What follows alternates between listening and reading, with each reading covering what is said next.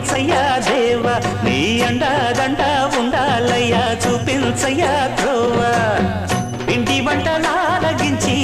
తొండమెత్తి దీవించయ్యా తండ్రి వలె ఆదరించి తోడు నీడ అందిల్చయ్యా ఓ